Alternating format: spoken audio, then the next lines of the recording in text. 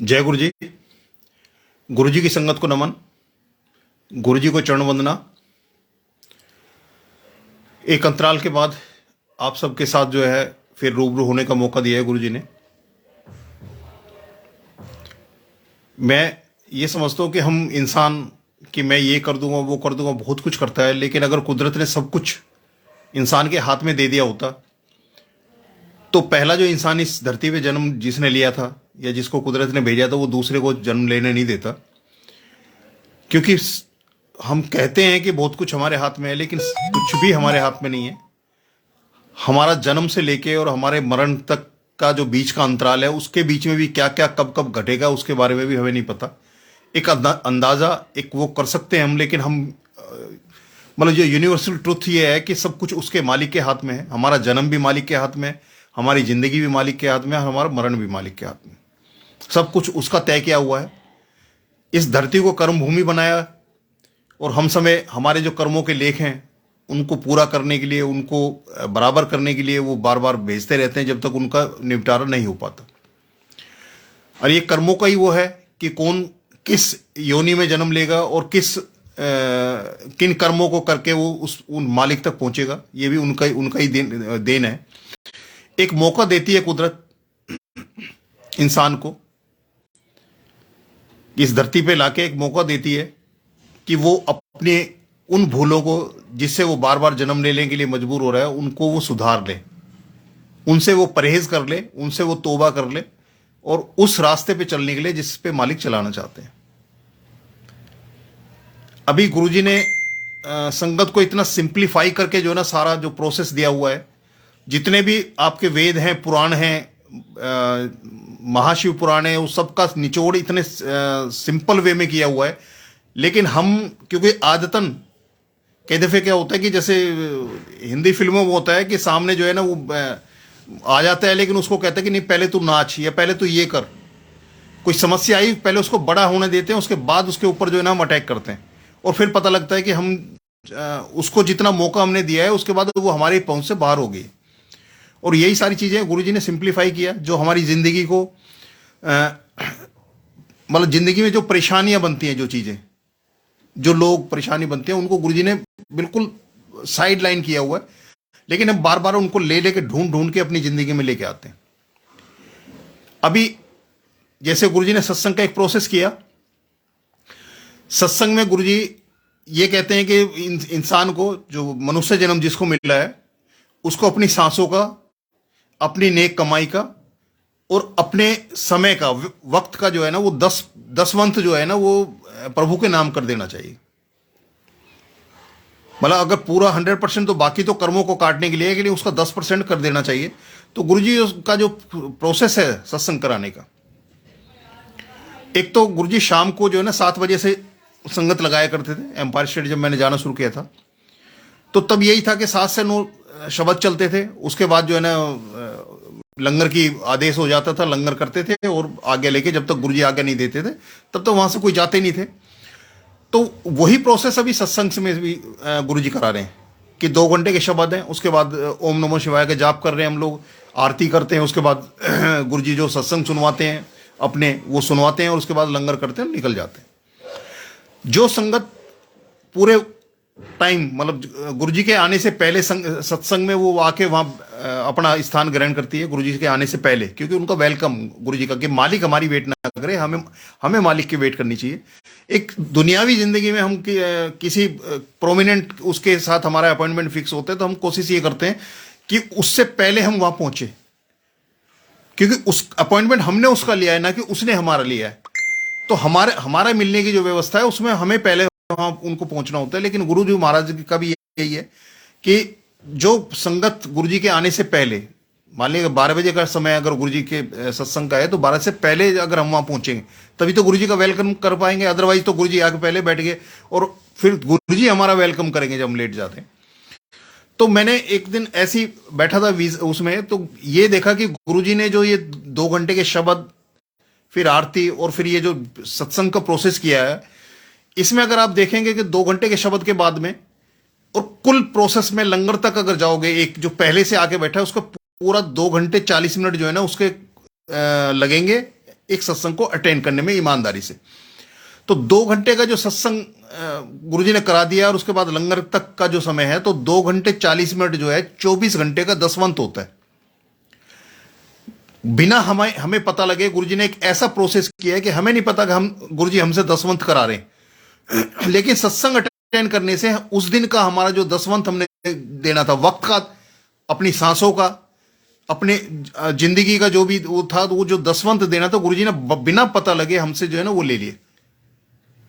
और यही गुरुजी की कृपा है कि बहुत कुछ ऐसा है, जैसे अभी अमृत वेला का चल रहा है या कुछ होता है, तो गुरुजी ने वो सारी चीजें जिसमें मतलब एक तो होता है कि हम अपने साथ वॉयलेंस कर रहे हैं, जैसे व्रत करने का है या और कई चीजें इस तरह की है, तो उसमें जैसे अमृत वेले का, ये सामूहिक अमृत वेले का, मुझे नहीं लगा कि गुरुजी ने कभी किसी को ऐसा कुछ कहा हो, किसी को इंडिविजुअल को कहा हो तो ठीक है, लेकिन किसी एक पर्टिकुलर पर्सन को, तो वो शस्त्रीय काल कॉपी टू ऑल वाला नहीं है।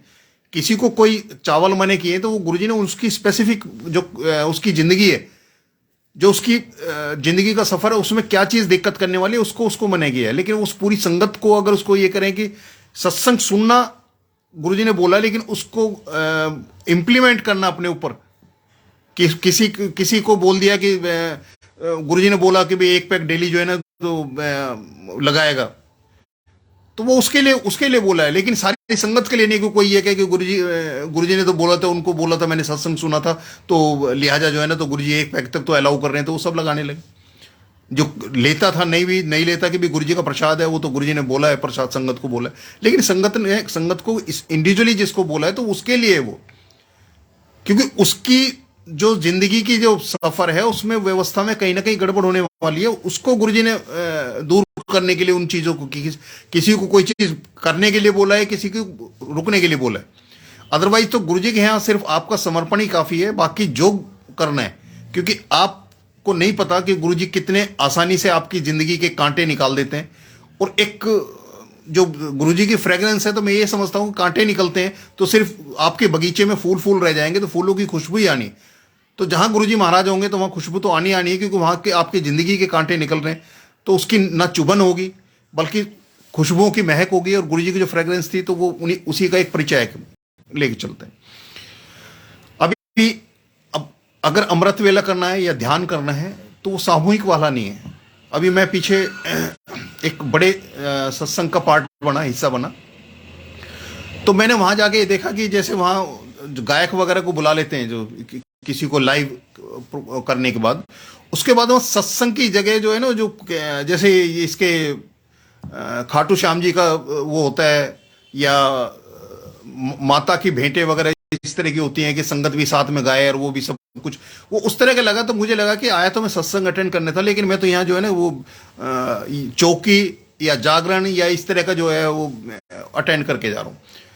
यानी कि जो एक कंसंट्रेशन है जो गुरुजी ने सुनने के लिए बोला है, तो उस प्रोसेस में क्या है कि वो उनका अपना तरीका है, जो भी लाइव परफॉर्मर होता है उसका अपना तरीका है। तो वो हमें नहीं आएगा समझ में कि जब हम उसको बैठ के सुनते हैं, क्या हमारा उतना ध्यान लगता है जब गुरुजी शब्द सुना के जो हम हमारा ध्यान लगाते हैं, उतने तक मेरा तो नहीं लग पाया उस तरह से जो उनके हैं, क्योंकि वो अपने बीच में अपने तरीके से करते हैं। शब्द प्योर शब्द है, उसमें बीच में जो व्याख्या है, व्याख्या भी रेलिवेंट है, उसमें कोई एक्स्ट्रा कुछ नहीं है जो आपको गुरुजी सुनाते हैं, उसमें उनके अंदर बहुत कुछ है और कंसंट्रेशन भी होता है। लेकिन वहां जाके मैंने ये देखा कि सत्संग के लिए आए और उसमें कीर्तन में या भजन कीर्तन वगैरह वो करके, क्योंकि वो सबको बोलने के लिए बोलते हैं जी, सब बोलो, सब वो चलो, तो एक जो कंसंट्रेशन है वो टूटता है। तो मैं अभी जो मैंने महसूस किया, जो दिल के जो गुरुजी अंदर उद्गार देते हैं, मैं उसको आगे बोलता हूं। एक संगत का बहुत रहा है कि नई या पुरानी संगत। हाँ, जब हम जाना शुरू किया था तब भी वो था, जब मैं बता रहा था कि भाई पहले मैं बता चुका हूं कि दूसरे हफ्ते में जब उन्होंने संगत बढ़ने लगी थी तो सेवादार ने आके बोला था कि जो पुरानी संगत ऊपर जाए और नई संगत को गुरुजी के सामने बैठने का मौका दिया जाए। लेकिन वो नई और पुरानी संगत का तो मतलब हमें नहीं पता कि गुरुजी ने हमें अपने चरणों में कब से जोड़ रखा है, कब से उन्होंने हमारे ऊपर कृपा की हुई है। इस जन्म की कृपा है या पिछले जन्म की कृपा है या जन्मों जन्म की कृपा है, ये हमें नहीं बता सकते। क्योंकि इसका मैं एक सत्संग बताता हूँ कि मेरी बीच वाली बिटिया जो मेरे साथ अक्सर हमेशा गुरु जी के यहाँ जो जाती थी और सेवा भी करती थी साथ में एम्पायर स्टेट में, उसने अभी रिसेंट में 3-4 महीने पहले जब हम कुछ बात चल रही थी, गुरु जी की सत्संग की बात चल रही थी, तब उसने बताया उसने कि एक बार जैसे मैं जाया करती थी, डेली आपके साथ जाया करती थी, तो एक दिन मैंने गुरु जी से सवाल कर दिया अपने अंदर कि गुरु जी आपके पास इतनी संगत आती है, इतनी संगत है आपकी, तो मुझे नहीं लगता कि आप मुझे जानते हो और इवन मेरा नाम तक भी जानते होंगे। क्यों ये हमारा सबका सबका होता है कि हम जाते हैं गुरु जी के यहाँ, कोई पूछता नहीं, सामने बीच में कोई है ही नहीं आपसे पूछताछ करने वाला, कहाँ से आए, क्यों आए हो, क्या परेशानी है, वो सब कुछ कोई पूछता ही नहीं है, क्योंकि सिर्फ आपका आमना सामना सिर्फ गुरुजी से होता है, बीच में कोई नहीं है। और अगर गुरुजी और आपके बीच में कोई आ रहा है तो उससे बड़ा दुश्मन कोई नहीं है इस दुनिया में। जो संगत और गुरुजी के बीच में कोई आ रहा है, कोई ये दावा कर रहा है कि मैं गुरुजी से करा दूंगा या गुरुजी से मिलवा दूंगा या गुरुजी तक पहुंचने का मैं रास्ता वो कर दूंगा, प्रशस्त कर दूंगा, तो वो इसका मतलब ये है कि वो तो संगत और गुरु के बीच में आने वाली कोई भी चीज वो दुश्मन है, वो दोस्त नहीं हो सकती। तो उसने सवाल कर दिया और सवाल के बाद में मतलब हम तो सवाल करते ही रहते हैं, क्योंकि जब तक हमारा समर्पण 100% नहीं होगा तब तक हमारे अंदर सवाल चलते ही रहेंगे। मतलब कुछ ना कुछ गुरुजी से प्रूव कराने की कोशिश करेंगे कि आप ऐसा करोगे, मतलब आप इस तरह का मैसेज भिजवाओगे, तब हम मानेंगे कि हाँ ये आपकी तरफ से आज्ञा है ये कम करने की या ना करने की। तो उसने एक सवाल किया। उसी रात बिटिया ने बताया कि उसी रात गुरुजी ने दिखाया उसको कि एम्पायर स्टेट में गुरुजी अंदर बैठे हुए गद्दी पे और बाकी संगत जो है ना, जो एम्पायर स्टेट गए हुआ है, तो जहां गुरुजी बैठते थे आहूजा आंटी के वहां, उसके अपोजिट साइड में जो है ना होल्डिंग एरिया बना था, जिसमें जोड़े भी रखे जाते थे। उस समय हैंड वॉश भी होता था और जल प्रसाद की भी व्यवस्था वहां थी जब गुरुजी ने सेवा में लगाया था वहां। तो वहां सब वेट कर रहे हैं, तो अंदर से एक सेवादार आते हैं और वो अनाउंसमेंट करते हैं कि गुरुजी ने जो है ना 1921 से पहले की जो संगत है उसको गुरुजी अंदर बुला रहे हैं। मैंने और बिटिया ने हमने जो जाना शुरू किया था वो किया था 2006 मार्च 2006 12 मार्च 2006 को पहला दिन था हमारा। और वो उसको गुरुजी बता रहे हैं कि वो अनाउंसमेंट कर रहे हैं कि 1921 से पहले, सन 1921 से पहले की संगत है उसको गुरुजी अंदर बुला रहे हैं। और मेरी बिटिया को वो अंदर लेके गए। जब गुरुजी को मत्था टेका बिटिया ने, तो गुरुजी ने को बोला फिर अन्नू आंटी मैं तेरा ना नहीं जानता।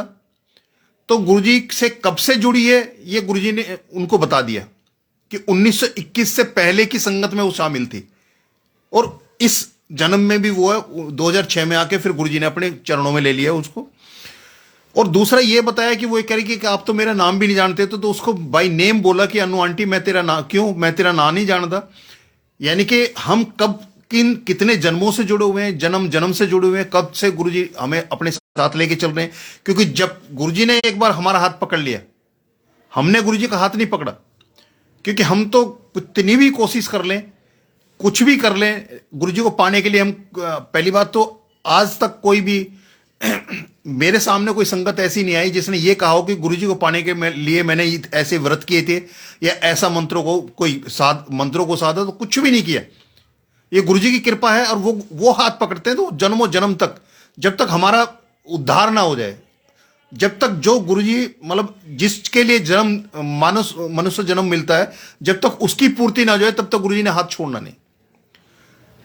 और यही कहते हैं कि जहां हमारी एक जिंदगी का एंड होता है, जितने तक कमाई हम कर चुके होते हैं, वो अगले जन्म में जब जन्म लेते हैं तो वो कमाई उसके साथ जाती है और वहीं से आगे चलते हैं।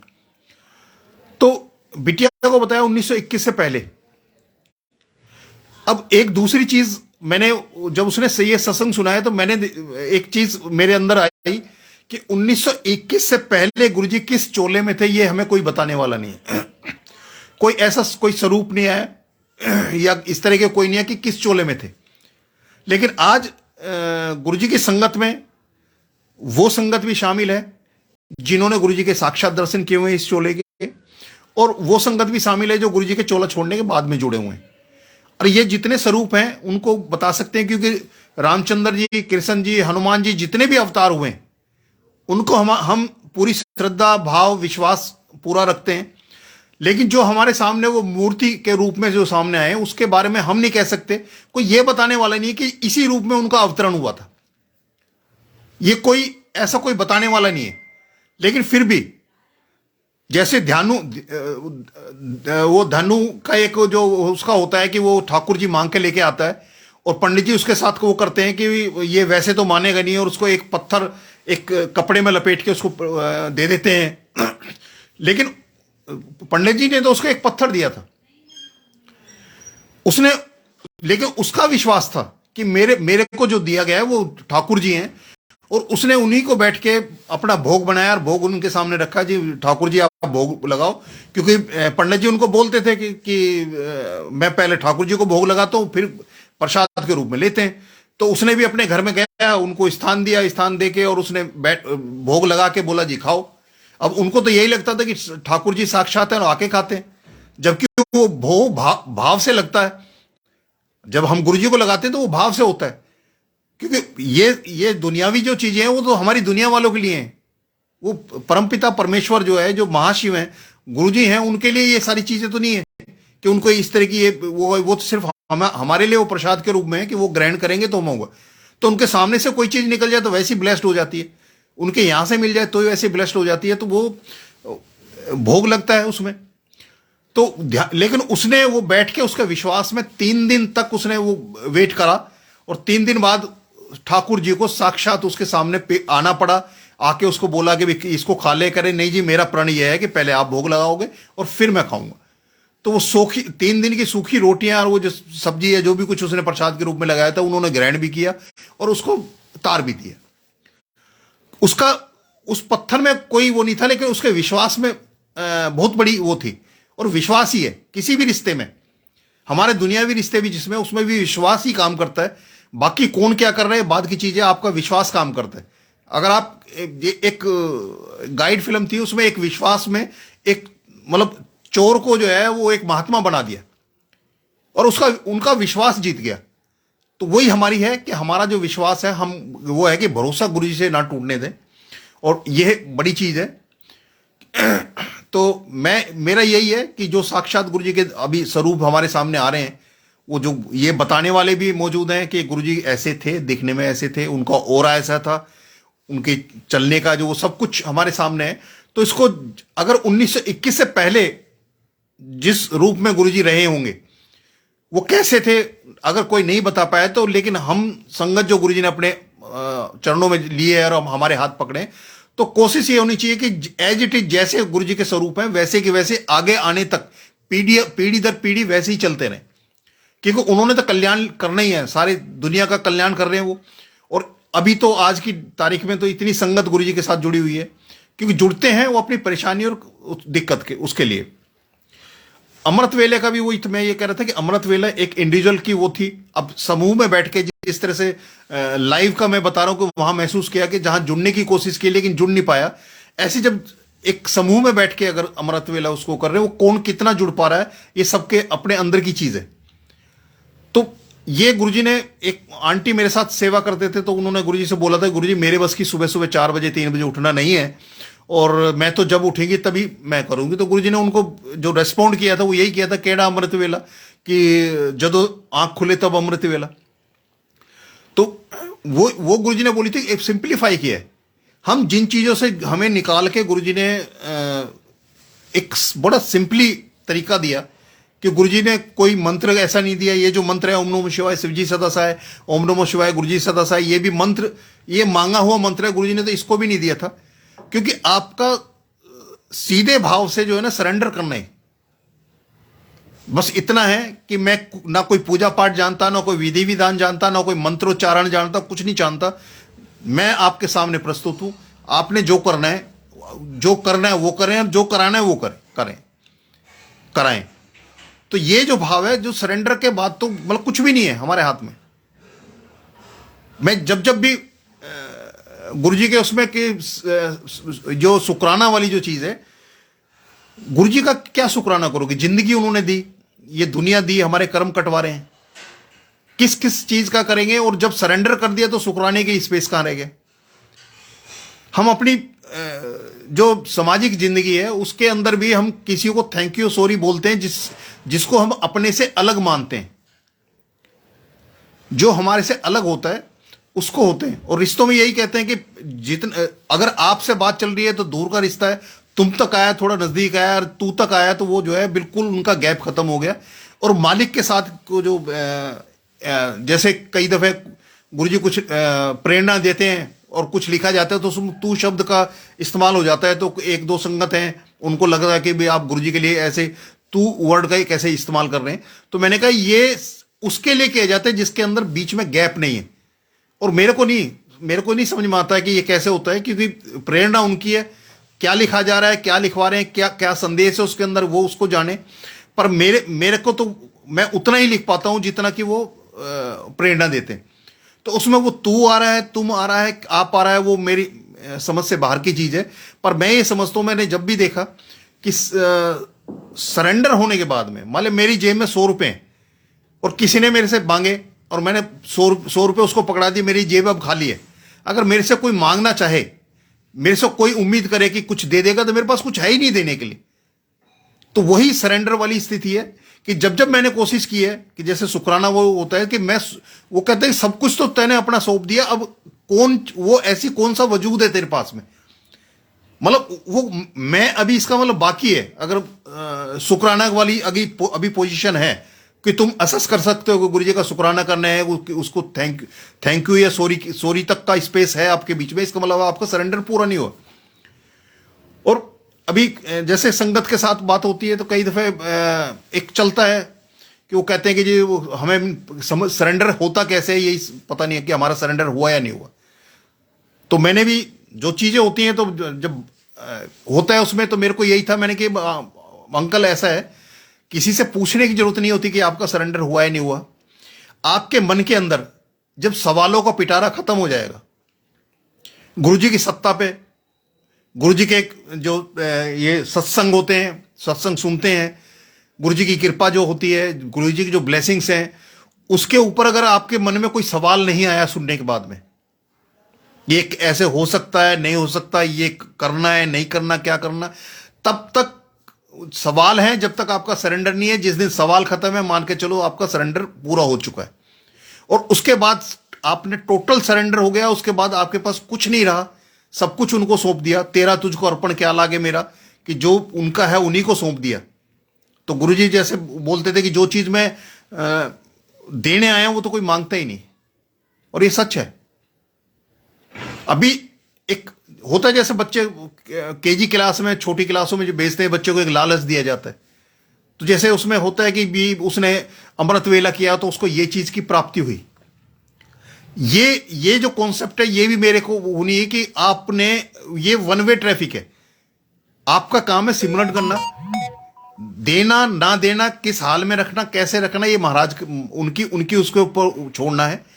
हम इस उम्मीद से एक उसके अंदर कहीं ना कहीं है कि हम, उसने सुना को उनको ये मिला कि अमृत वेला उसने वो किया तो उसको ये मिला, तो एक साथ में एक चीज लगी, कंसंट्रेशन जो है ना वो चला गया उसमें। तो मेरे को तो वो भी चीज उसमें नहीं है कि आपने सीधे स्वभाव से फर्स्ट टाइम जब मेरे को गुरुजी के यहां आने से 14 साल पहले जिन्होंने बताया, उन्होंने यही बताया था कि आप नहाए हो नहीं नहाए हो, आपका मुंह सच्चा झूठा है कोई मायने नहीं रखता। आप सिंपली वहां जाओ, गुरुजी गद्दी पे बैठते हैं, नीचे कालीन बिछा है, संगत बैठती है, आप ध्यान लगाते हैं और वो जो है बैठते हैं सिंपल। मतलब कोई सवाल नहीं, कोई जवाब नहीं, ना गुरुजी ने कुछ पूछना ना आपने कुछ बताना, ना गुरुजी आपने कुछ पूछना ना गुरुजी ने कुछ बताना।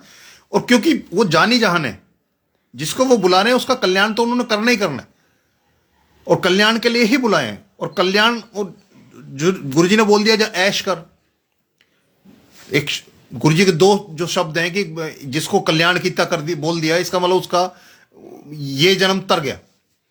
जा ऐश कर, जो ऐश कर का जो मैं पहले भी एक बार सत्संग में जो वो था कि एक फकीर था, वो एक पेड़ की छाया में बैठा हुआ था, लेटा हुआ था, वो अपने मालिक के ध्यान में मगन था। और इतने में एक जो राजा था जिसने आधी दुनिया जीती, वो वहां से निकल रहा था। तो राजा की नजर पड़ी, कह रहा वो फकीर ने उठ के मेरे को सलाम नहीं ठोका। क्योंकि हैसियत और ओहदा जो है ना इस चीज की भूख बढ़ा देता है हमारी, कि हम सामने वाले से उम्मीद करते हैं कि ये मेरे को बड़ा माने और मेरे को आगे से आगे नमस्ते करे। तो उसने बोला कि उसको पकड़ के बुलवा लिया कि भाई ये कितना, ये है कि इसको पता नहीं है कि मैं जा रहा हूं, और इसने सलाम नहीं ठोका। उसको बुला लिया, वो कह रहा कि तू मेरे को जानता नहीं? कह रहा नहीं। कह रहा मैं वो हूं। कह रहा जी। फिर उसने अपना बताया रहा। कह रहा जी, कह रहा मैंने आधी दुनिया जीत ली है। तो उन्होंने कहा, कह रहे फिर कह रहे मेरा सपना जो है वो है पूरी दुनिया जीतने का। कह जी उसके बाद? कह रहा उसके बाद जब पूरी दुनिया जीत लूंगा तो सारी मैं फिर ऐश करूंगा।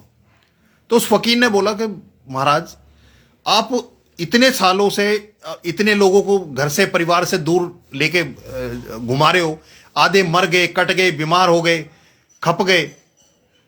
आप आधी दुनिया जीत ली आपने, पूरी दुनिया जीत पाओगे नहीं जीत पाओगे कुछ नहीं पता। जो ऐसा आप ये सब कुछ करने के बाद कि दुनिया जीतने के बाद ऐश करो, वो ऐश तो मैं कर रहा हूं, क्योंकि ना फिक्र है, सिर्फ निडर है, मालिक के उसमें है। तो ऐश का जो गुरुजी ने बोला, जो ऐश कर, उसका मतलब यह है कि आप अपना सिमरन बढ़ाएं, ये दुनियावी चीजों को छोड़ें। ये तो जो मिलनी है गुरुजी ने जो देनी है, आपकी जिंदगी चलनी है। जैसे शब्द के अंदर बिल्कुल क्लियर है कि वो एक राजा वो कहता है कि ये जितने भी लेबर काम कर रही है, वो जितने भी मजदूर काम कर रहे हैं, उनका मैं दाता हूं कि मैं इनको देता हूं, मैं दूं तो ये खाते हैं। तो उन्होंने एक पत्थर उठाया था और पत्थर फोड़ के उसके अंदर एक कीड़ा था। तो उन्होंने राजा से यही पूछा था कि भाई इनको तो तू दे रहा है, इस पत्थर के अंदर जो ये कीड़ा है इसको कौन दे रहा है? यानी कि जिसने जन्म दिया है उसकी व्यवस्था वो पहले ही कर देते हैं कि इसको कैसे करना है। हमें तो सिर्फ दो ही चीज है कि अपने विवेक से अपने कर्मों को ठीक रखें, जो क्योंकि ये सबसे आपका जो विवेक नाम की जो चीज कुदरत ने दी हुई है इंसान को, जो पूरी सृष्टि में 84 लाख योनि में एक सिर्फ मानुष जन्म में एक चीज है जिसमें कि वो एक ऐसी शक्ति उन्होंने दे रखी है। क्योंकि किसी और जीव में ये नहीं है कि वो ये कहता है कि आत्मा सो परमात्मा। एक मानुष इसमें ये है कि वो उनको पता है कि इस शरीर के अंदर भी आत्मा का जो वास है वो परमात्मा का अंश है, और वो अंदर है, और वो बता देता है जैसे ही आप कुछ करने जाओगे, आप गलत कर रहे हो सही कर रहे हो, आपके मन की अंदर की दिल की आवाज पहले बता देगी ये गलत करने जा रहा है। हम अपने लालच में, अपने लोभ में, अपने स्वार्थ में उसको कर निकलते हैं, और बाद में जब उसके कॉन्सिक्वेंस निकलते हैं फिर हम उस पर सवाल उठाते हैं। लेकिन वो पहले ही बता देता है कि तू ये गलत कर रहा है। आपके खुद कर्म करते हुए आपको करने से पहले पता लग जाएगा कि जो करने जा रहा है ये गलत कर रहा है। वो हम कर अपने मतलब के लिए कर जाएं उसको, लेकिन ये पता लग जाता है। तो एक तो अपने कर्म को सुधारना, एक अपने नियम को सुधारना, एक अपने जन्म को सुधारना, और अपने सिमरन को सुधारना, जो मेन उसका। और सिमरन के लिए मैं समझता हूं कि सिमरन के लिए कोई भी अवस्था और व्यवस्था की जरूरत नहीं है। हर हाल में सिमरन किया जा सकता है, 24 घंटे कभी भी। जब जो अमृत वेला जो करते होंगे या सुबह की जो ध्यान जो लगाते हैं, जो वाक्य में उसकी कई स्टेज हैं, 4-5 स्टेज होती हैं कि पहले ये होगा फिर होगा इसका होगा। एक स्टेज होती है कि उसमें आप कुछ भी कर रहे हो लेकिन आपके अंदर सिमरन चलना शुरू हो जाता है। जब वो अवस्था आ जाएगी तो आपका हर वेला अमृत वेला हो गया। जितना भी पूजा पाठ है हमारा, वो उस तक पहुंचने का एक रास्ता है कि हम अपने उसको नियम को, अपनी पूजा पाठ को इतना कर लें कि वो हमारी सांस के साथ चलना शुरू हो जाए। और शब्द में भी है कि सिमरन वो सांसों दी माला नाल सिमरा में तेरा नाम, कि वही एक इसका हुआ है कि अमृत वेला का वेट करने के बजाय जब हमें हर वेला गुरुजी ने दे रखा है, हर समय सिमरन का है। किसी भी अवस्था में कहीं भी आ रहे हो, कुछ भी कर रहे हो, कहीं भी जा रहे हो, जब उन्होंने दे ही रखा है तो उसको छोड़ के हम वेट क्यों करें कि रात के 12 बजेंगे, 1 बजेंगे, 2 बजेंगे तब हम सिमरन के लिए बैठेंगे। वो तो आप करते करते बैठ ही सकते हैं, कभी भी कहीं भी। जब चलते हो सकता है, बैठते उठते हो सकता है। उसके लिए कोई ये नहीं कि पद्म आसन लगेगा तभी जाके जो ना सिमरन हो पाएगा। उस सिमरन का तो उनका है ही है। तो गुरुजी ने उन सारी चीजों को, जितने भी आप ये अध्यात्म है, उससे कहीं ऊपर के होके गुरुजी ने ना सारी संगत को दिया हुआ है कि जो चीज वो युगों युगों तक तप करके नहीं पा रहे थे, वो गुरुजी ने इतना सिंप्लीफाई किया है। लेकिन हम अपने, क्योंकि हम उन सारी टंटों घंटों से निकले हुए हैं, और हमें जब तक कुछ ये ना करे ऐसा कुछ ना बताए। जैसे डॉक्टर है, सिंपली आपकी बात सुनी और उसने पूरी बात होने से पहले दवाई लिख के दे दी, तो ये कहते हैं ये तो डॉक्टर ही पागल है, कह रहे इसको पता ही नहीं, मेरी बात ही पूरी नहीं सुनी, मेरी दिक्कत ही पूरी समझ में नहीं। पर उनको ये नहीं पता कि वो डॉक्टर को उसकी नॉलेज है कि आप जो बोल रहे हो और जो मौसम चल रहा है, जो आज का वो चल रहा है, उसमें क्या क्या दिक्कत आ सकती है, उसको पता है उस चीज को। आपको बोलने की इतनी जरूरत नहीं है। पहले इतने टेस्ट नहीं होते थे। डॉक्टर आपके मौसम को, सीजन को, उसमें क्या चल रहा है, क्या क्या दिक्कत हो सकती है, और जो वो बता रहा है अपने बारे में, वो बताने, उसका मुंह खोलते ही डॉक्टर ये उसको दवाई लिख के दे देता था। ये आजकल नहीं है कि 1000 टेस्ट कराएंगे फिर भी डॉक्टर फेल हो रहा है, क्योंकि डॉक्टरों ने अपनी इस टेस्ट के चक्कर में आईक्यू खत्म कर दिए। क्योंकि मैं एक, जब अभी पीछे 3 साल रहा, तो मैं एक होम्योपैथिक डॉक्टर के पास मैंने दवाई ली थी। मैंने जो मेरा ऑपरेशन वाली बात थी, तो वही एक ऐसा डॉक्टर था जिसने मेरे को बोला था कि आप मेरे को 3 महीने दे दो, आपको ऑपरेशन नहीं होगा। उसने, मतलब वो जो चीज़ है जो ये टेस्ट करा के और वो सब कुछ करके वो करते थे, उसने नवज पे हाथ रख के जो है ना वो सारी चीज़ें मेरे को बताई थी। और मैं एक और के साथ भी गया था, उसको भी बैठती वो चीज़ बता दी जो वो आपका MRI वगैरह करा के लाया था। उसमें जो रिपोर्ट में लिखा हुआ था वो उसने नवज पे हाथ रखते ही वो बता दिया था। तो उसी डॉक्टर ने मेरे को ये बताया था, होम्योपैथिक के डॉक्टर ने, कि पहले जो होम्योपैथिक के वो थे उसके साथ में नवज को देखने का भी एक विधान था, नाड़िया वैद्य जैसे पुराने टाइम में बोलते थे। कह रहा लेकिन आजकल वो पढ़ाई से गायब कर दिया। कह रहे जब हमने इसकी होम्योपैथिक की थी तो सिर्फ नवज से ही देख के वो आपके शरीर की सारी परेशानियों को वो लिख देता था, बता देते कि आपको ये दिक्कत है। और आज 1000 टेस्ट कराने के बाद, क्योंकि ये बिजनेस में कन्वर्ट हो गया, चाहे एजुकेशन हो, चाहे आपका मेडिकल लाइन हो, ये जब बिजनेस में कन्वर्ट हो गया तो उनका काम ही कमाना हो गया। तो इसलिए वो सारी चीजें हमारी गायब होती जा रही हैं। मेरा वही है कि आप सच्चे मन से, एक तो यह है कि अगर अपना भला चाहते हो तो दूसरे का बुरा सोचना बंद कर दो। और क्योंकि हमारी सोच से ही हमारा जो है ना, वो कहते हैं कि प्रैक्टिकली आपने कुछ किया वो पाप नहीं है, आपने सोच लिया वो पाप है। आपकी सोच में आ गया तो पाप वो कर दिया आपने, और उस पाप की भरपाई नहीं हो पाती। तो इसलिए सोचने से पहले 1000 बार सोच लें कि कहीं ऐसा तो नहीं है हम किसी के बुरे के लिए सोच पा रहे हैं। तो वो भी बड़ी चीज़ है, क्योंकि गुरुजी हमारी सोच पकड़ते हैं। ये पहली बार जब मैंने जाना था 9 मार्च 2006 को पहली बार गुरुजी के यहाँ मैंने जाना था। उस दिन मैं नहीं जा पाया था, क्योंकि जो 6 महीने से मेरे लाइफ में चल रहा था और नौकरी छोड़ने का चल रहा था, तो उस दिन वो प्लेटफॉर्म तैयार हुआ था 9 मार्च को।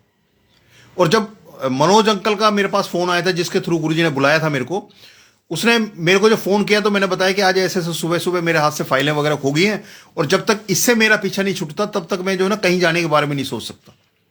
तो मनोज ने बड़ा कैजुअली बोल दिया था कि भाई साहब जो फाइल मिल जाए तो मेरे को मिस कॉल मार देना, और फिर मैं बताऊंगा कि इकट्ठे होकर कहां से गुरुजी के पास वहां जाएंगे, एम्पायर स्टेट।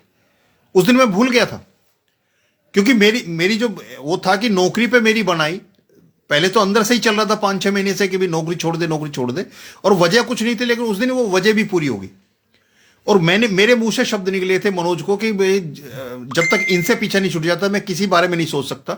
मैंने मदर को भेजा था एक बालाजी के जो गद्दी लगाते थे भगत के पास में, तो उन्होंने ये बताया था कि जिस नक्षत्र में जिसमें समय वो खोई है फाइलें, तो उसका मिलना मुश्किल है। ये मदर ने मेरे को बता दिया। लेकिन मेरे मुंह से जो शब्द निकले थे, उसी दिन शाम को इंटैक्ट वो फाइलें मेरे हाथ में थी। और ये एक बार की बात नहीं है, ये हमेशा होता है कि हमने कुछ बोला, हमारे मुंह से कुछ निकला, और वो गुरुजी ने उसको पूरा कर दिया। इवन मेरे चाचा जी थे, रियल चाचा जी, एक इसमें निगमबोध घाट पे गया था मैं, एक क्रिया में ऑफिस से गया था सीधा, मुझे पता लगा एक रिलेटिव की जो डेथ हुई थी तो उनके उसमें मैं गया था।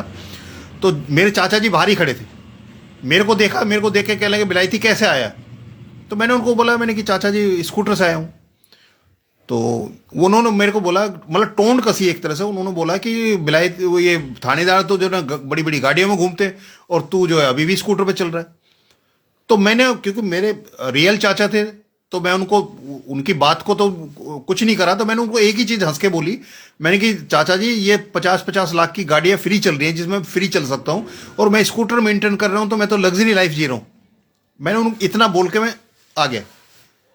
अब क्योंकि चाचा जी ने वो व्यंग कसा था, कोई सिंपल बात नहीं थी, लेकिन मैंने उसको सिंप्लीफाई कर दिया अपनी तरफ से, मैं भूल गया उस चीज को।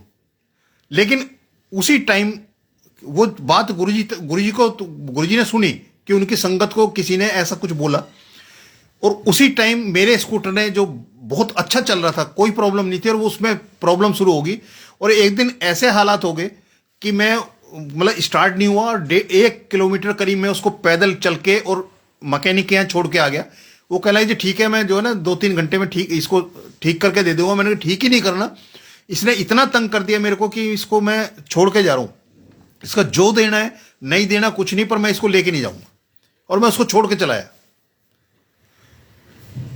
अब वो स्कूटर होता तो मैं कभी नहीं था। उसके बाद में ऐसा 2010 में की बात है ये, 2010 में ऐसा हुआ कि अभी मैंने बिटिया की शादी की, उससे पहले मकान बनवाया गुरुजी ने, जो पिताजी का जो मकान था उसको तोड़ के जो ना दोबारा नया मकान बनवाया। उसी के बनते बनते बिटिया की शादी का हो गया, शादी भी हो गई। उसी के बाद में ये चाचा जी की बात आई।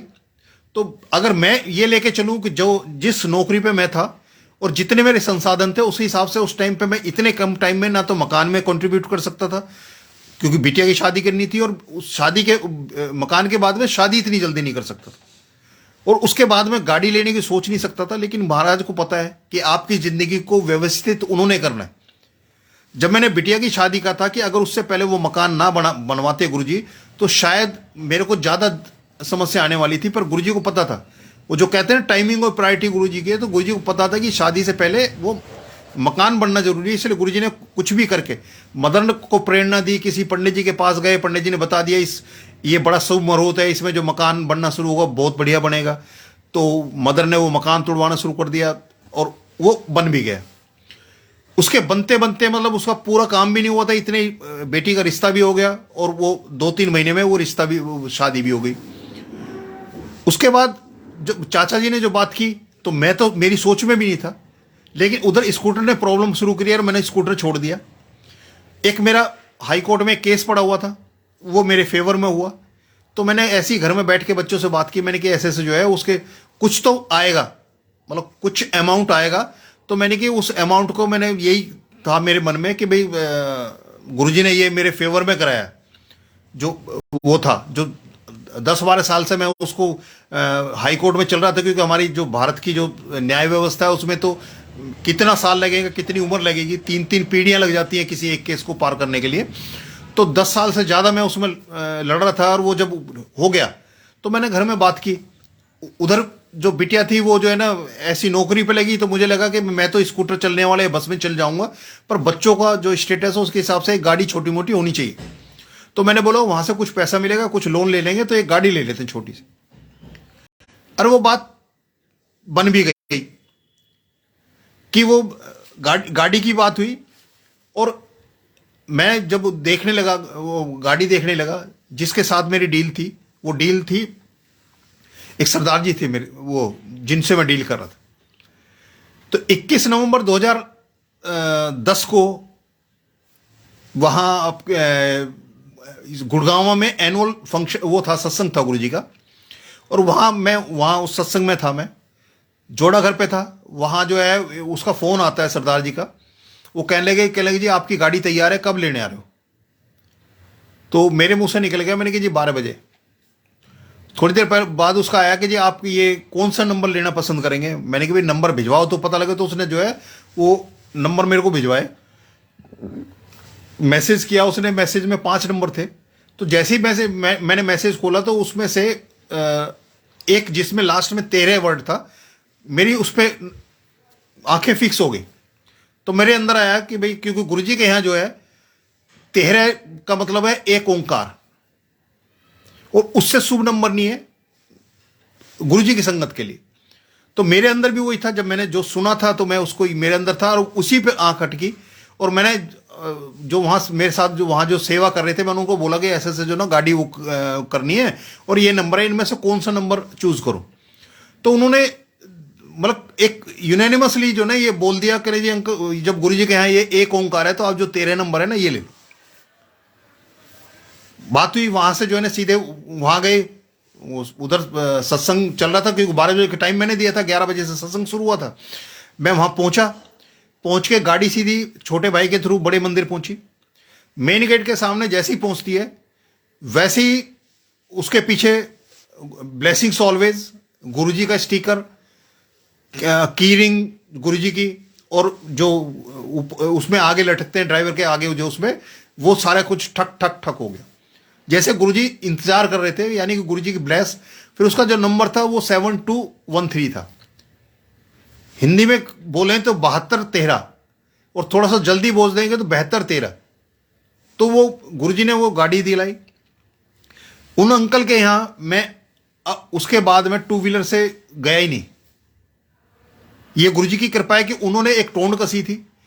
मेरे को तो वो महसूस नहीं हुई, पर महाराज को वो चीज़ हुई और गुरुजी ने वो गाड़ी मेरे हाथ दिला कराई। जबकि बहुत कम है एक छोटी सी नौकरी के अंदर मकान का बनना, बिटिया की शादी का होना और उसका होना।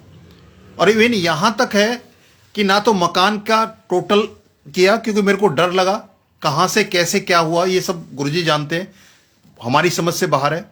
बिटिया की शादी हुई, शादी का मैं बताता हूँ। शादी में मैंने जो ये डीजे वगैरह लगता है तो मैंने उसको डीजे वाले से मने कर दिया। मैंने कि मेरे को डीजे नहीं लगाना, ये जो शोर होता है, ये शोर के आपस में बात करने में जो है ना कंफर्टेबल नहीं रहता, और मैंने कि इस शोर की जरूरत नहीं है। तो जो डीजे का जो स्पेस था उस डीजे में मैंने गुरुजी का दरबार लगाने का सोचा कि भाई ये दरबार लगा देते हैं। तो वो दरबार लगाया गुरुजी का, क्योंकि कुछ संगत थी जो साथ में सेवा करते थे, वो आए, उन्होंने गुरुजी का दरबार वगैरह सजा दिया, उसमें जोत तो जला दी, लेकिन मैंने शब्द का कोई प्रोविजन ही नहीं था। मतलब जब वो नहीं किया था, डीजे का नहीं किया था, वहां शब्द वाला कोई प्रोविजन नहीं था। मेरे एक सबसे छोटे चाचा जी थे, वो उन्होंने देखा है भाई ये क्या वो कर रखा है। मैंने कि जी ऐसे ऐसे गुरुजी हैं, उनका दरबार है। तो ये गुरुजी कह रहा है गुरु तो वो होते हैं जो कोई सब्जेक्ट पढ़ाते हैं, इन्होंने कौन सा सब्जेक्ट पढ़ाया। मैंने कि सब्जेक्ट वाले तो जो है ना वो वाले गुरु नहीं है, जो ये तो साक्षात सारी दुनिया का कल्याण करने के वाले हैं। तो मैंने उनको बोल दिया। जब मैं शादी के बाद में बड़े मंदिर वहाँ जब सेवा में कर रहा था, तो जो संगत वहाँ जिन्होंने वहाँ मत्था टेका था गुरुजी को, शादी में आए थे, उन्होंने मेरे को बताया कि अंकल बहुत अच्छा लगा कि आपने जो है ना वहाँ गुरुजी का दरबार लगा रखा था और शब्द चल रहे थे। तो मैंने उनको बोला, मैंने वहाँ मैंने तो कोई प्रोविजन ही नहीं किया शब्द चलाने का, पर क्योंकि वो एक कमी मेरी तरफ से कहीं ना कहीं रही होगी कि मेरे को वो गुरुजी के शब्द चलने का था, लेकिन जो कमी मेरे से रही थी वो गुरुजी ने संगत को वहाँ जो जिन्होंने अटेंड किया और मत्था टेका, उनको वहाँ शब्द सुनवा दी। अब इससे बड़ी मतलब कृपा क्या होगी कि क्योंकि दरबार भी उन्होंने लगवाया, अगर वो उनकी प्रेरणा नहीं तो दरबार लगना नहीं था। तो ऐसे ही उसी से जुड़ा हुआ है कि एक आंटी थे वहां सेवा में हमारे साथ में। एक दिन उन्होंने आके मेरे से बोला, मैं सेवा में था, मेरे से बोला कि अंकल आपको गुरुजी के मेरे को गुरुजी का आदेश हुआ है कि गुरुजी के एक स्वरूप आपको देने। तो मैं कह लगा आंटी मेरे को तो कोई आदेश है नहीं गुरुजी का।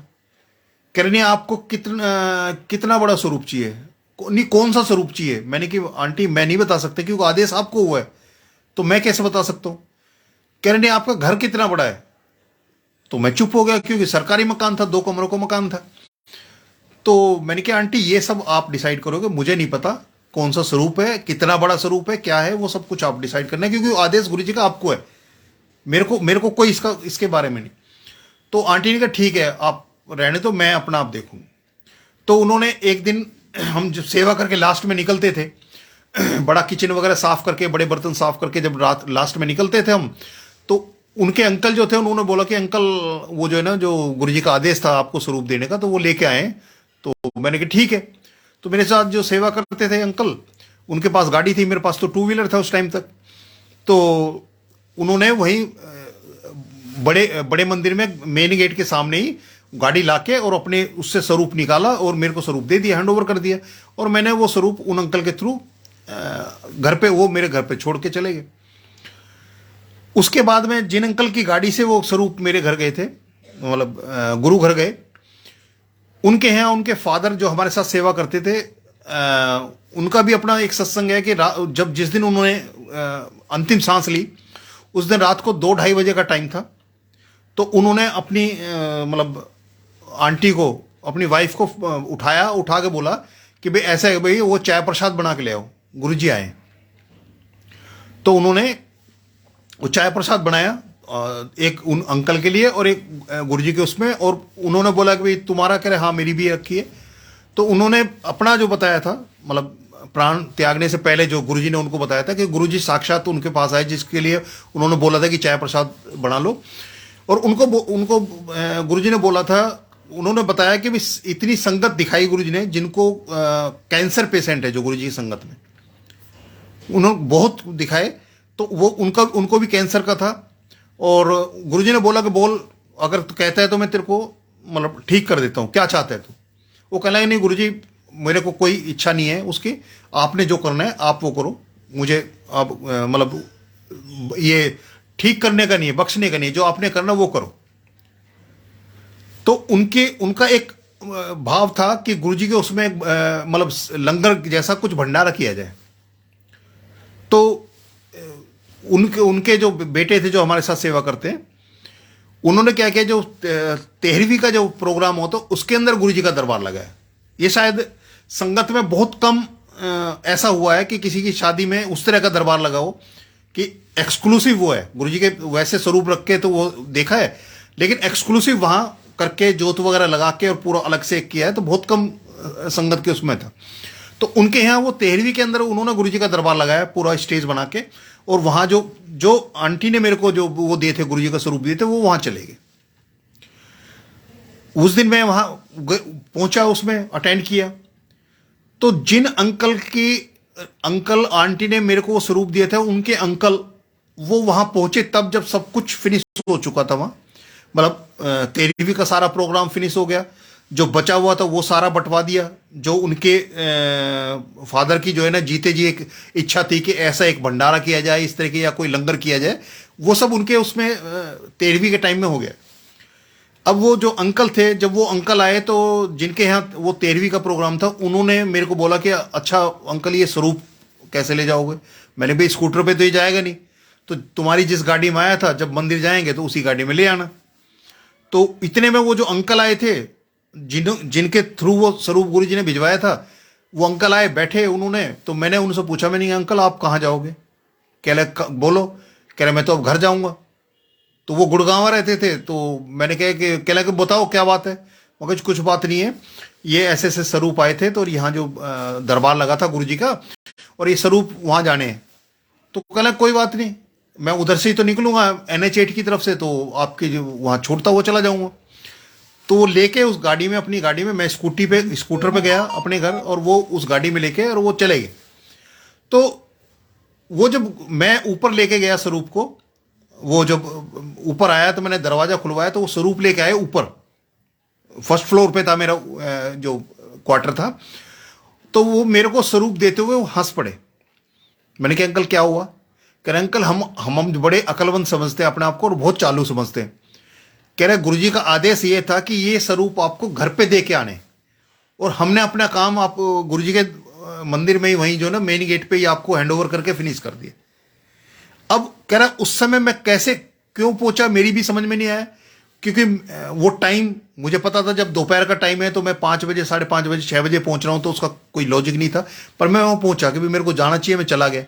पर अब मेरे को समझ में आया कि वो जो हमने जो आपको वहां हैंड ओवर किए थे, एक्चुअल गुरुजी का आदेश था आपको घर पे दे के जाए। तो गुरुजी ने मेरे को वहां भेज के, वो जो हमारी जो वो थी कमी, जो हमने गुरुजी के आदेश की पूरी पालना नहीं की थी, उसको पूरा करने के लिए गुरुजी ने मेरे को वहां भेजा। और ये गुरु जब ये लेके आए तो तब मेरी हंसी इसलिए छूट रही थी कि हम अपने आप को कितना अकलमंद है वो समझते हैं, लेकिन गुरु महाराज जो है ना हमारी हर सोच के साथ जुड़े हुए हैं और सब कुछ उनको पता है। हम अगर अपनी तरफ अपना सरेंडर हमने कर दिया तो फिर उसके बाद तो हमें सोचना ही नहीं कि हमारी जिंदगी कैसे चलेगी, क्योंकि हर पल उनके हिसाब से चलना है। और गुरुजी की ब्लेसिंग्स का ही मजा तब है जब हर पल उनके हिसाब से चलना शुरू करेंगे, और तभी हो सकता है जब हम ये किंतु परंतु ये सब कुछ जो है ना करना बंद कर देंगे, और वो तभी बंद होगा जब हमारा टोटल सरेंडर होगा। टोटल सरेंडर का वो जो है उसका बेस ही भरोसा है। कुछ भी टूटे लेकिन भरोसा नहीं टूटना चाहिए, कुछ भी टूटे, क्योंकि भरोसा ही है, भरोसे की ही नाव है जो पार उतरती है। एक उसमें जो कबीर का वो था कि वो मियाँ बीवी नदी किनारे थे, नदी पार करनी थी, एक नाव थी और नाव जो है नाव में सेठ बैठा हुआ था और उसने उसको आखिरी नाव थी वो उन्होंने कह के उसने बैठा लिया मल्ला ने, लेकिन वो गुस्सा हो गया, उसको उतार दिया उनको। तो उसकी वाइफ ने उसको उलाना दे दिया कबीर जी को कि भाई देखा मतलब तुम्हारी कितनी कदर है कि भाई उसने भी वो नहीं किया। तो उन्होंने अपने जिनसे वो लो लगाते थे परमपिता परमेश्वर से, उनसे बोला कि भाई इससे ज़्यादा क्या बेइज्जती होगी कि आप मतलब बैठे बैठाए को जो हमें उतार दिया। यानी कि जो पैसे वाला है सिर्फ उसी का वो है, मतलब हम जो फकीर हैं जिसकी जेब खाली है या जेब ही नहीं है तो उनके लिए कुछ नहीं है। तो जिस पत्थर पर बैठ के वो विचार कर रहे थे, उनसे बोल रहे थे कि पत्नी ने उनको सुनाया, उन्होंने उनको अरदास की कि देखो मतलब कैसा दिन देखना पड़ रहा है, और वो पत्थर ही चल निकला। मतलब भरोसा इतनी बड़ी चीज है कि वो नाव एक तरफ जा रही है और वो पत्थर उससे आगे निकल गया बहता बहता। एक रामचंद्र जी का वो है कि उन्होंने वो पत्थर जो वहां तैर तैर के लंका तक जो वो बनाया, पुल बनाया, और एक वो कबीर जी की वाणी में जो है कि वो पत्थर ही चल निकला जो शब्द में आता है। तो ये वो भरोसा ही तो है। एक शब्द में जो गुरुजी सुनाते हैं उसमें व्याख्या है कि गुजरी थी वो दूध बेचने के जाया करती थी, तो जब वो अपने घर से इस पार आया करती थी तो एक पंडित जी थे जो किनारे पे राम कथा कहा करते थे। तो एक दिन वो जब गुजर रही थी, साथ से राम कथा चल रही थी, तो वो गुजर रही थी तो उसके कानों में पड़ी पंडित जी की बात। तो पंडित जी ने बोला कि राम नाम जो है ना, राम नाम का जो वो है उसमें इतनी ताकत है कि वो भवसागर से पार कर देता है। उसके कान में पड़ा। तो वो जब वापिस आई तो वापिस आते हुए उसने सोचा कि पंडित जी ने बहुत अच्छी एक बात बताई थी कि राम का नाम जो है ना भवसागर पार करते। तो करे जब भवसागर से पार हो सकते हैं राम के नाम से, तो ये नदी पार करना तो कोई बड़ी बात नहीं है। तो उसने उसी पूरे अपने आस्था विश्वास और भरोसे पे राम का नाम जपना शुरू किया और पुल को छोड़ दिया उसने और सीधा पानी में पांव रख दिया और उसने राम का नाम जपते जपते वो उस नदी को पार करी। अब उसका आना जाना, नदी से आना और जाना सिर्फ पानी के ऊपर से हो गया, जो दूर से पुल था उसको छोड़ दिया उसने। एक दिन उसके मन में भाव आया कि देखो ये मेरे गुरु हैं, इन्होंने मेरे को ज्ञान दिया और उस ज्ञान से ये हुआ कि ये नदी में जो है ना बिना उसके पार कर लेती हूं, तो इनको मैं अपने घर ले जाऊं और इनको जो है ना भोजन कराऊं और कुछ दक्षिणा दूं। तो उन्होंने जब वो पंडित जी ने कथा वथा की तो उसने वेट किया, तो उसने पंडित जी को हाथ जोड़े कि पंडित जी ऐसे से आपकी बड़ी कृपा हुई मेरे ऊपर कि आपने मेरे को ये ज्ञान दिया और मैं चाहती हूं कि आप मेरे घर चलें और भोजन करें।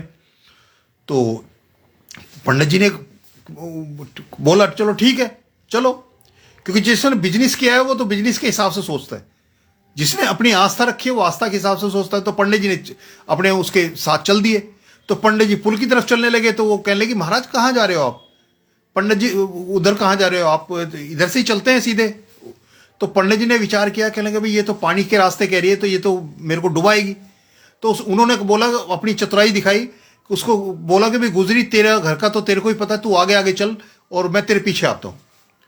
गुजरी ने वही अपना जो रोज का उसका नियम बन चुका था, उसने राम राम राम शुरू किया, जपना शुरू किया और नदी में पांव रखा और पानी से पार होकर उस पार चली गई। अब जब वो उस पार चलेगी तो पंडित जी ने को लगा कि जब ये तो जुम्मा 4 दिन से नाम जपना शुरू किया है इसने, तो और मैं तो इतने सालों से जप भी रहा हूं और जपा भी रहा हूं, तो जब ये पार हो सकते तो मैं तो कहीं वो नहीं होगा।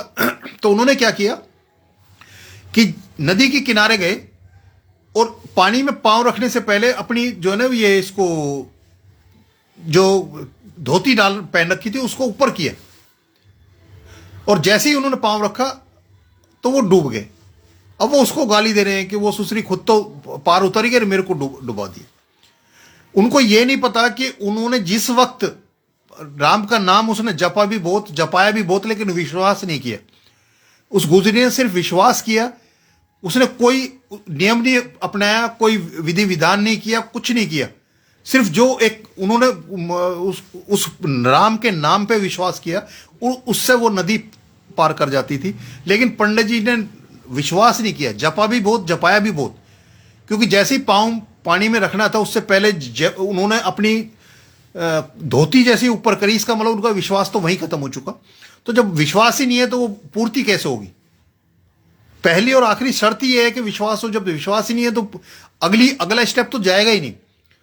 तो गुजरी की तरह कोई यज्ञ हवन ये सब कुछ करने के बाद भी विश्वास पैदा होगा कुछ नहीं। और आप ये देखो, कोई आप किसी को चाहे किसी लाइव परफॉर्मेंस के लिए बुलाते हैं या किसी पंडित जी को बुलाते हैं या किसी उसको बुलाते हैं, वो आपके पैसे से अपना यज्ञ करके कर चला जाएगा। वो कौन से मंत्र पढ़ता है आपको नहीं पता लगता। आप वो कौन आपने हमने देखा होगा कि एक सुहा तक हमारी समझ में आता है कि सुहा करेंगे और उसमें हम हवन में वो डालेंगे, चाहे घी की आहुति दें चाहे सामग्री की आहुति दें, लेकिन बीच में वो क्या बोल के ना हमारी समझ में आ रहा है, ना हम उसके साथ में जप पा रहे हैं, ना उसको बोल पा रहे हैं। तो हमारे पैसे से वो अपना वो करके चला गया। मैं जब बीमार हुआ था तो एक कन्वर्टेड वो था, ईसाई था, वो मेरा हालचाल पूछने आया और पूछ के आके उसने बोला कि जी आप जो ना वो पूजा करा लो, प्रेयर करा लो, मतलब उनकी जो अंग्रेजी भाषा, प्रेयर करा लो मेरे से बोला। मैंने कहा जी मेरी प्रेयर आप अपनी प्रेयर करो, मेरे को पता है मेरी क्या प्रेयर है, और ये ऐसा रास्ता है इसमें हर आदमी को खुद ही करना है। कोई दूसरा तुम्हारे लिए प्रेयर करेगा उसकी नहीं है, तुम्हारे अंदर भी तो होना चाहिए वो चीज। कोई तुम्हें पानी दे तुम पियो ना, तुम खाना दे तुम खाओ ना, तो कोई तुम्हें सुविधा है तो उसको नहीं करो, तो दूसरे के करने से कुछ नहीं होगा, तुम्हारे करने से होगा। कोई 36 प्रकार का भोग दे सकता है लेकिन उसको अंदर तो तुम्हें नहीं करना है ना, कोई दूसरा तो नहीं कर सकता उसको। तो वही चीज है कि गुरुजी ने सिंपल है सब कुछ, सबसे बड़ा जो है ना सिमरन का है। हर अवस्था हर व्यवस्था में वो जो है काम करता है, और आपको उसके बारे में ये नहीं सोचना है कि कौन सा वक्त मुकर्रर किया जाए। जब भी मौका लगे, जब भी टाइम मिले तभी हो। क्योंकि एक बार नारद जी ने जो है ना नारायण से ये पूछा विष्णु जी से कि क्योंकि उनको ये था कि मैं हर समय नारायण नारायण जपता रहता हूँ, मतलब हर सांस में नारायण नारायण बोलता हूँ, तो मेरे से बड़ा इस पूरे ब्रह्मांड में कोई जो है ना इनका भक्त नहीं होगा। तो उन्होंने नारायण से विष्णु जी से बोला कि जी महाराज आपका जो है ना इस दुनिया में सबसे बड़ा भक्त कौन है? तो उनको उम्मीद थी नारद जी को कि वो मेरा नाम बोलेंगे, लेकिन उन्होंने वो नीचे दिखाया कि वो पृथ्वी पे देख रहे हो जो किसान जो हल जोत रहा है वो मेरा सबसे बड़ा भक्त है। तो उन्होंने कहा जी वो सबसे बड़ा भक्त कैसे है? वो तो जब खाने पे बैठता है तो खाने से पहले हाथ जोड़ के जो है ना नाम लेता है और उसके बाद खाना शुरू कर देता है, और बाकी 24 घंटे वो कुछ भी नहीं करता, उसमें और कुछ नहीं करता। वो तभी है जब वो उसको खाने के लिए बैठता है तभी वो करता है। कहने लगा अच्छा। तो उन्होंने बताया कि जी विष्णु जी ने उनको बोला एक वो मंगाया, पात्र मंगाया और उसको सरसों के तेल से पूरा भर दिया लबालब। तो नारद जी से बोला कि नारद जी एक काम करो, आप ये पात्र लेके और तीनों लोकों में घूम के आओ, और बस एक चीज का ख्याल रखना है इसकी एक बूंद भी नीचे ना गिरे, जो तेल की बूंद ना गिरे एक भी। अब वो बहुत पूरा घूम के आए, वो सारे त्रिलोक में घूम आए और आके जो है ना विष्णु जी के पास खड़े हो गए। आके बोला कि हाँ जी घूमा है उसमें? कह रहा हाँ। तो कह रहे जी कितनी बूंद गिरी इसकी तेल की? कह रहे जी एक भी नहीं गिरने गिरी थी, पूरा कंसंट्रेशन मेरा इसके ऊपर था। तो उन्होंने बोला कि जब तुम तीनों लोक में घूमने के बाद में, क्योंकि तुम्हारा कंसंट्रेशन इस पे था, एक बार भी मेरा नाम, उन्होंने फिर विष्णु जी ने बोला अच्छा इस बीच में मेरा नाम कितनी बार लिया तुमने? तो उन्होंने बोला जी नाम क्या, मैं तो इस पे ध्यान था कि एक बूंद ना गिरे, आपका जो आदेश था। कह रहा इतना कंसंट्रेशन करने के बाद तुम एक बार भी नाम नहीं ले पाए, और वो इतना कंसंट्रेशन में भी मेरा नाम ले लेता है, इसलिए तुम्हारे से बड़ा भक्त है। तो नारद की तरह मतलब वो करने वाला भी जो है ना वो दोयम दर्जे का भक्त है बनिस्बत की वो भक्त जो जब उसको वक्त मिले, उसने कोई नियम नहीं है। और वो कहते हैं गरीब को जब मिल जाएगा तभी तो खाएगा, वो लंच का या उसका वो करके क्या करेगा। एक बार यही था कि वो कहते हैं जी खाने का टाइम कौन सा बेस्ट होता है, वो कह रहे जी मॉर्निंग में नाश्ता, उसके बाद लंच, उसके बाद डिनर, बीच में ये फल फ्रूट, ये सारा कुछ चल रहा था। तो एक मेरे जैसा भी कोई गरीब वो बैठा था उनमें, उनसे भी पूछा कि हाँ भाई तुम बताओ तुम्हारे हिसाब से खाने का अच्छा वक्त कौन सा है। तो उसने बोला, कहने लगे जी अमीर जब खाने बैठ जाए वो खाने का वक्त है, और गरीब को जब खाने को मिल जाए तो वो वक्त है। कह रहे गरीब खाने का वक्त रख लेगा, खाने को उसको नहीं है तो उस वक्त का क्या करेगा। और अमीर के पास इतना पड़ा है, आपने देखा होगा कि ये कार चलाते हुए साथ में टिफिन रखा होता है, मतलब पैसा है उनके पास में, पर उतना वक्त नहीं है कि वो आराम से बैठ के खाना भी खा लें। और हर रेड लाइट पे 2 टुकड़े खा के या 2 चम्मच खा के जो है ना आगे बढ़ जाते हैं। मतलब जिंदगी में एक ऐसा अपने आप को मशीन बना लिया कि वो पैसे के लिए उन्होंने सब कुछ छोड़ दिया, अपनी हेल्थ भी, अपना सब कुछ छोड़ के वो सिर्फ एक पैसा। और ये तय है कि जिंदगी में हम सब नंबर 1 पे जिस चीज को रखेंगे, जिंदगी में जिस चीज को हम नंबर 1 पे रखेंगे वो खूब मिलेगी। उसके लिए आपका साधन भी हो जाएंगे, व्यवस्था भी हो जाएगी, वक्त भी मिल जाए, सब कुछ मिल जाएगा, बशर्ते नंबर 1 पे रखें अपनी जिंदगी में, लक्ष्य में हम नंबर 1 पे रखें। अब वो पैसा नंबर 1 पे रखेंगे तो सिर्फ वही है, बाकी सारी चीजें छूट जाएंगी। और अगर नंबर 1 पे गुरुजी को हम रख के चल रहे हैं तो फिर उसके बाद ये सारी दुनियावी चीजें तो बड़ी सेकेंडरी हैं, कोई मायने ही नहीं रखती। क्योंकि अगर पैसे से अगर जिंदगी खुशहाल होनी होती तो ये बड़े बड़े जो हैं वो कहते हैं कि जो डिप्रेशन जो होता है वो किसी गरीब आदमी को नहीं होता, क्योंकि उसको पता है मेहनत करनी है, फिजिकल करना है, मेहनत करनी है, और जितना मिलेगा वो उतने में संतुष्ट हो जा रहा है। लेकिन एक जो पैसे की जो हवस लगती है उसके बाद 99 फेर में पड़ने के बाद में उसके साथ में वो टेंशन भी लेता है, और ज्यादातर बीमारी वो टेंशन की आज की जिंदगी। और वही है, मतलब वो पीछे मैं सुन रहा था उसमें वही कह रहे थे कोई एक भी ढूंढ के बताओ किसी गरीब को डिप्रेशन होता हो, क्योंकि उसके पास वो वजह ही नहीं है जिसमें डिप्रेशन होता है। डिप्रेशन के लिए हम उन दुनियावी जो भौतिक चीजें हैं उनमें हमारा इन्वॉल्वमेंट होना चाहिए, और हम सुख के पीछे भागना शुरू करते हैं, तब हमें डिप्रेशन की वो होती है। जब तक हम खुश रहने की कोशिश करेंगे, हर वो काम करें जिससे हमें खुशी मिले, सुख की गारंटी नहीं है कि हम सुख के साधन करें, सुख की गारंटी वो उसकी गारंटी नहीं है, पर हमें खुशी मिले अगर उतना करेंगे तो खुशी पाने के लिए जरूरी नहीं है कि आपको जो है ना हजारों लाखों रुपए हाथ में होने चाहिए तभी खुशी मिलेगी। खुशी तो किसी गरीब को खिला के भी मिल जाती है, किसी को गिरते को उठा के भी मिल जाती है। मतलब खुशी के लिए जरूरी नहीं है कि आपकी जेब भरी होनी चाहिए, हाँ आपका दिल के अंदर एक भाव भरा होना चाहिए, दयालुता, इंसान को इंसान समझे, इस धरती पे जो भी है उसको सामने वाले को भी उतनी अहमियत दे जितनी खुद को दे रहे हैं। अपने आप मतलब छोटा बड़ा नहीं, जो भी है, मतलब मालिक और नौकर की जो कॉन्सेप्ट जहां खत्म हो जाती है, अगर उस लेवल पे हम अपने आप को आ चुके तब वो गुरुजी की संगत का है कि हाँ हम गुरुजी की संगत में शामिल हैं, कि हम सामने, क्योंकि गुरुजी जब चारों को एक 4 लोगों को एक साथ बैठ के खिलाते थे तो जो ऊंचा होता था उसको नीचा करते थे, और जो नीचा होता था उसको ऊंचा करते थे, सबको एक लेवल पे प्लेटफॉर्म पे लेके आते थे।